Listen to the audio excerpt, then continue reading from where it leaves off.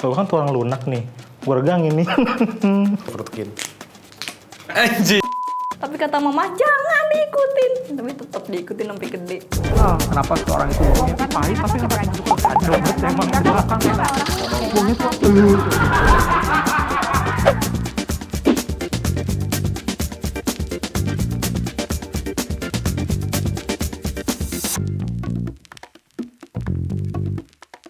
Slide 431, episode membunyikan tulang, tek 1. Kayak baru gue bunyiin tulang. Lo suka bunyi-bunyiin tulang gitu nggak? Tulang. Suka, ini kan nih. Oh, iya. Tuh. Tuh. Tuh. Kagak bunyi lagi. Ah, Kebiasaan. bunyi kan?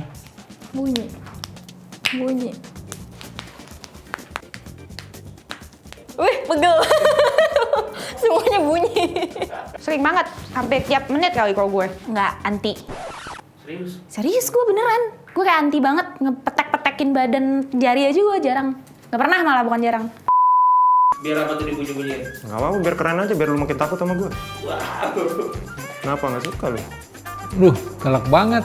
Kayak nggak tahu dari kecil ngikutin ayah dulu.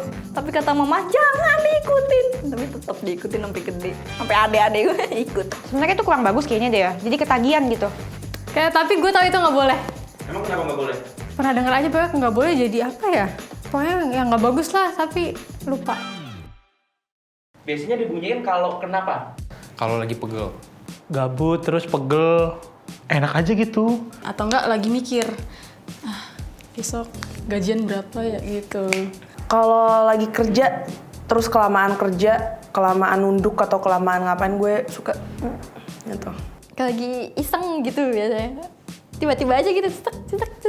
Ya cuma pengen ngeregangin aja gitu sebenarnya, kayak ngeregangin. Kalau leher itu sebenarnya kayak pengen stretch, tapi ya bunyi aja gitu. Tapi tetap hati-hati ya. Dulu kok kalau gue ngerasa pegel terus dibunyiin tuh enak, padahal sebenarnya nggak ada efeknya gitu. Sugesti aja.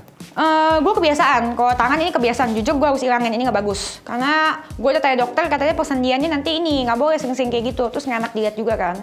Wah, sepakat nih saya. Sebenarnya itu bagus nggak sih buat kesehatan?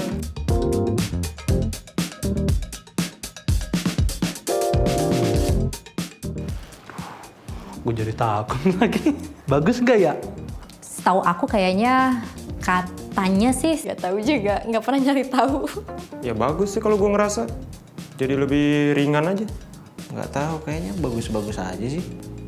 Bagusnya kenapa? Bunyi.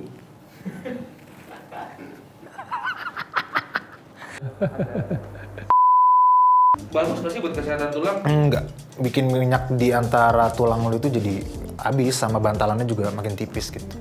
Kalau menurut gue pribadi itu bagus, tapi menurut sebagian orang, persepsi orang masing-masing itu nggak bagus karena urat lo ketarik. Bagusnya kenapa? Bagusnya karena lo lebih ringan sih, enjoy gitu, kayak ngerasa kalau udah dikeretak gitu. Kayaknya katanya nggak baik kalau suka keretak-keretak berlebihan. Mungkin karena ngelakuin sendiri, takutnya kalau misalnya gue kayak gini terus salah posisi bisa ya. Kecuali mungkin ahlinya ya, jadi tahu posisi-posisi yang memang tepat gitu untuk dikeretak. Kenapa nyokap ngelarang? Karena nggak bagus buat tulangnya, ada percikan-percikan di dalam, gesekan antar persendian tulang itu. Jadi nggak bagus nanti buat pertumbuhan jemari-jemari manjalita ini nggak bagus. Kalau menurut aku, mungkin untuk meregangkan tulang-tulang ya. Kalau kan tulang lunak nih, gue regangin nih. Nggak tahu. Sering-sering kayak gitu tuh efeknya apa sih? Kalau jadi takut sendinya gesek atau apa gitu, bahaya. Apa yang udah dilakukan buat nahan diri nih biar gak bunyi-bunyiin? Nanti dia nyari kesibukan yang lain. Biasanya kalau misalnya gue pengen banget ya udah, gue bener-bener nggak pikirin itu lagi terus mikirin hal lain. Itu bener-bener bisa distract gue sih. Udah refleks sih, nggak bisa nahan.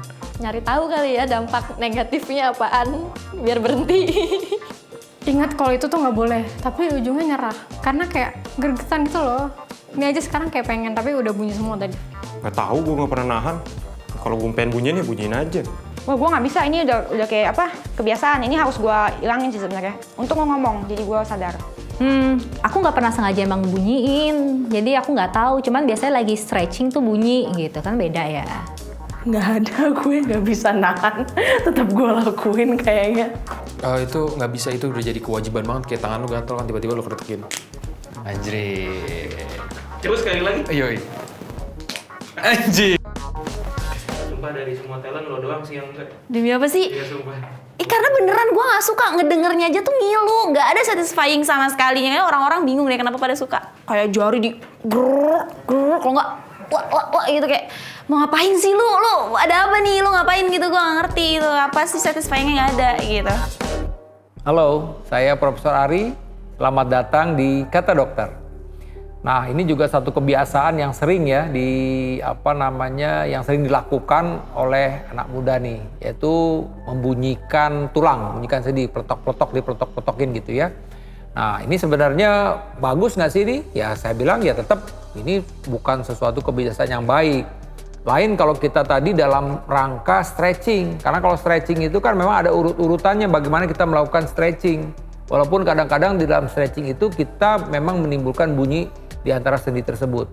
Tapi sejatinya kalau kita memang memaksakan timbul bunyi-bunyi tersebut, itu tentu akan menyebabkan pergeseran-pergeseran pada sendi yang lama-lama juga salah satu faktor terjadinya pengapuran di kemudian hari. Atau pada orang-orang tertentu menjadi kebiasaan. Jadi sebenarnya karena dia sudah kebiasaan, dia dalam keadaan mulai rasa pegel-pegel langsung dibunyikan gitu. Jadi ini suatu hal yang sebenarnya jelas dari sudut kesehatan sebenarnya tidak baik.